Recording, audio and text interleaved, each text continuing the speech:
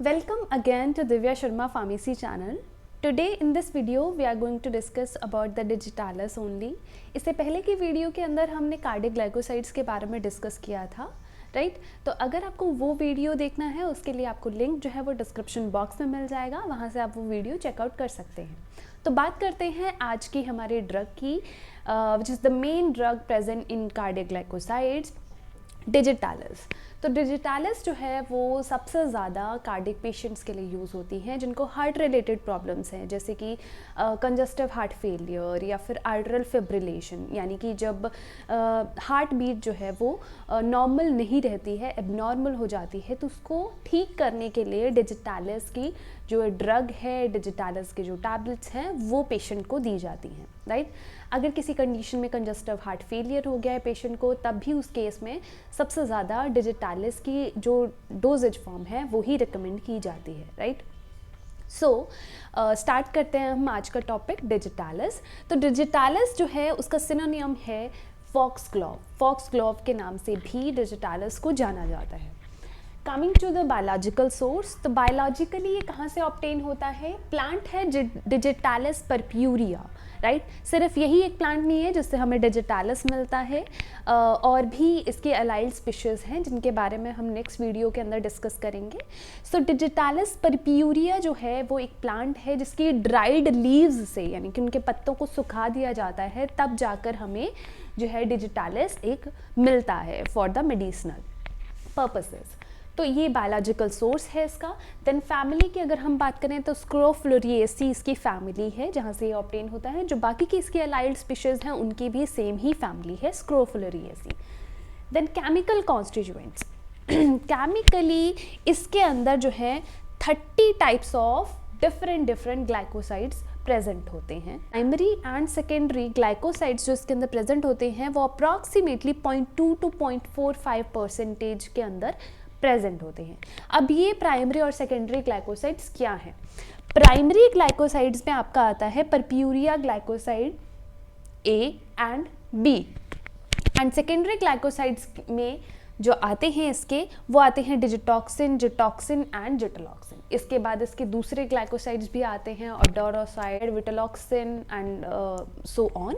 सो दूसरे ग्लाइकोसाइड्स भी हैं, बट जिनकी मेडिसिनल इंपॉर्टेंस ज़्यादा होती है तो केमिकल कॉन्स्टिट्यूएंट के अंदर हम उन्हीं को ज़्यादा कंसिडर करते हैं और उन्हीं को ज़्यादा स्टडी करते हैं। जिनकी मेन मेडिसिनल इंपॉर्टेंस है इस प्लांट के अंदर वो है purpurea glycosides A and B. ये मैं क्यों कह रही हूँ? क्योंकि इन्हीं की हेल्प से आपको डिजिटॉक्सिन मिलता है जो कि मेन CHF में अपना रोल प्ले करता है, राइट?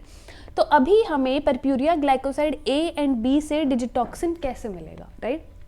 तो ये मैं अभी आपको समझाऊंगी। तो इतना आपको क्लियर हो गया है कि बायोलॉजिकल सोर्स, फैमिली, इसके chemical constant, main chemical constant क्या क्या हैं। तो मैंने आपको बताया है कि दो तरह के ग्लाइकोसाइड डिजिटालिस के अंदर प्रेजेंट होते हैं, purpurea glycoside A and Perpuria glycoside B,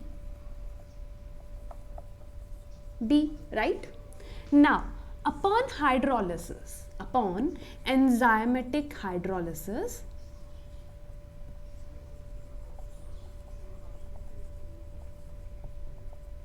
they gave the different products like digitoxin. यहाँ पे परप्यूरिया ग्लाइकोसाइड क्या देगा? डिजिटॉक्सिन और ग्लूकोज को रिलीज कर देगा अपने अंदर से, राइट? और यहाँ पे परप्यूरिया ग्लाइकोसाइड बी क्या देगा? जिटॉक्सिन और फर्दर ग्लूकोज को रिलीज कर देगा। क्योंकि आपको पता है ग्लाइकोसाइड्स क्या है भैया? ग्लाइकोसाइड्स तो वो हैं जो कि हाइड्रोलिसिस पे एक शुगर पार्ट दे देते हैं और नॉन शुगर पार्ट को रिलीज कर देते हैं, right? Sugar part and non sugar part, right?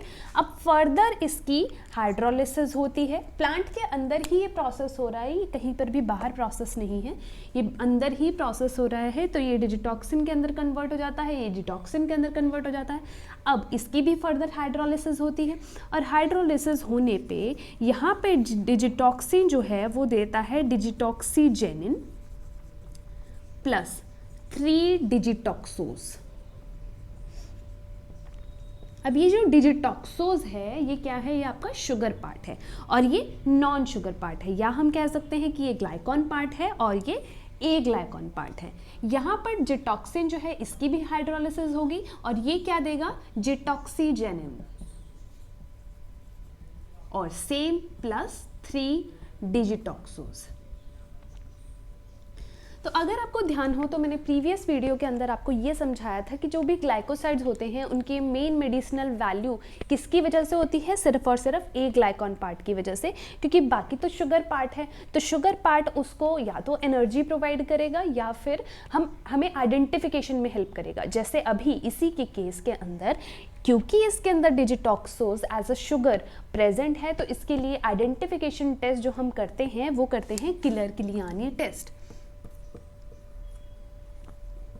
किलर-किलियानी test which is a very known test for digitoxos only। ये इसका केमिकल कॉन्स्टिट्यूएंट का एक कन्वर्जन है कि ये दो जो प्राइमरी ग्लाइकोसाइड्स हैं, ये परप्यूरिया ग्लाइकोसाइड्स क्या हैं, आपके प्राइमरी ग्लाइकोसाइड्स हैं, और ये कन्वर्ट होते हैं आपके सेकेंडरी ग्लाइकोसाइड्स में, which is your digitoxin, gitoxin, digoxin and gitoxigenin. So these are your secondary glycosides जो कि बाद में कन्वर्जन से होते हैं, कि हाइड्रोलिसिस होगा, हाइड्रोलिसिस के बाद ही वो फर्दर अपने पार्ट्स देंगे, राइट। तो ये है इसकी conversion. Now coming to the uses of digitalis.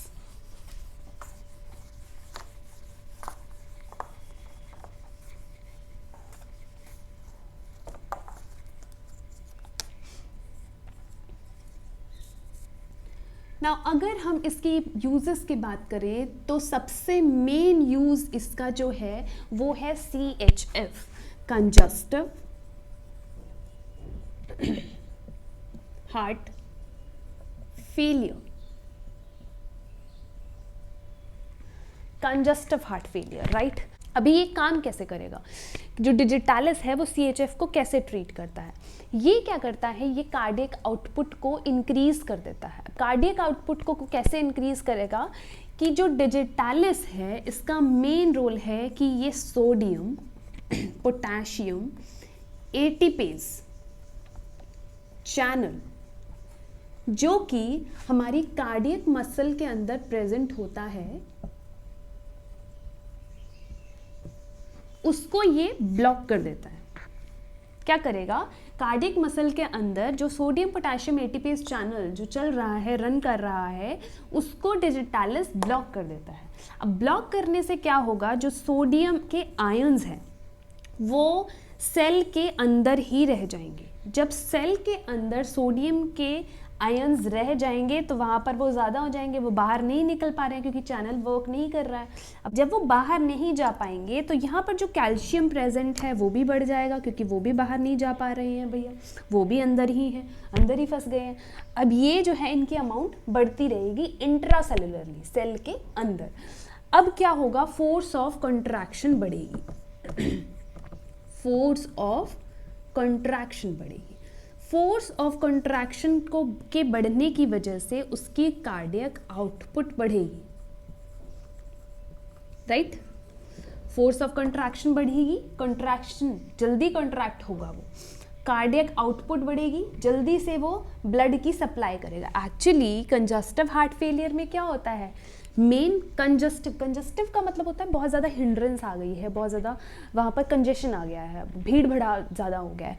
तो अब उसकी वजह से जो है हार्ट क्या काम करता है, हार्ट सब ऑर्गन्स को ब्लड सप्लाई करता है। तो अगर किसी पेशेंट को कंजस्टिव हार्ट फेलियर है, दैट मीन्स वहाँ पर कंजेशन भीड़ भाड़ ज़्यादा हो गई है, जिसकी वजह से वो ब्लड की सप्लाई नहीं कर पा रहा है बाकी ऑर्गन्स तक। तो जब वो बाकी ऑर्गन्स तक ब्लड की सप्लाई नहीं कर पाएगा तो क्या होगा, पेशेंट सिक हो जाएगा।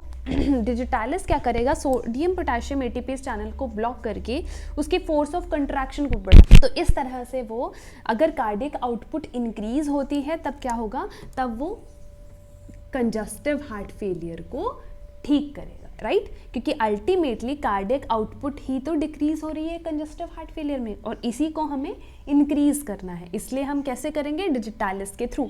डिजिटालिस जब इस चैनल को ब्लॉक करेगा, फोर्स ऑफ कंट्रैक्शन बढ़ेगी, कार्डियक आउटपुट बढ़ेगी, और वो अल्टीमेटली कंजस्टिव हार्ट फेलियर को ट्रीट कर देगा, राइट। तो ये है इसका फर्स्ट यूज़। नाउ अगर हम किसी दूसरे यूज़ की बात करें तो और भी डिजिटालिस के यूज़ हैं। तो डिजिटालिस जो है वो सुप्रावेंट्रिकुलर टैकिकार्डिया को भी ट्रीट करता है। अब ये क्या भला है भैया, सुप्रावेंट्रिकुलर टैकीकार्डिया।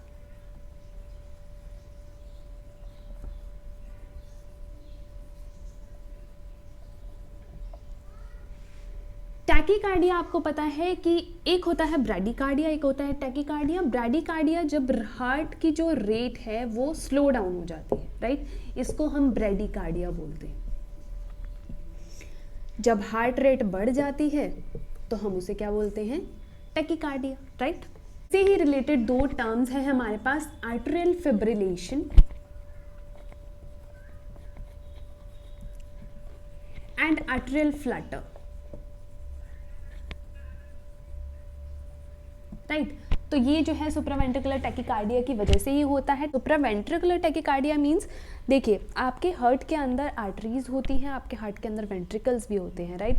तो जब दोनों ही बैलेंस करके चलते हैं, बैलेंस करके हार्ट को पंप करवाते हैं, तभी वो नॉर्मल कंडीशन कहलाई जाती है।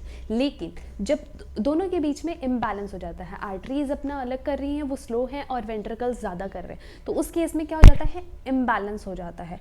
तो जब आर्टरीज जो हैं वेंट्रिकल्स के साथ बैलेंस नहीं बना पाती हैं, और उसकी वजह से जो टैकीकार्डिया कॉज होता है, उसे हम सुप्रावेंट्रिकुलर टैकीकार्डिया बोलते हैं, राइट। अब यही टर्म्स एसोसिएटेड है विद द आर्टेरियल फिब्रिलेशन और आर्टेरियल फ्लटर।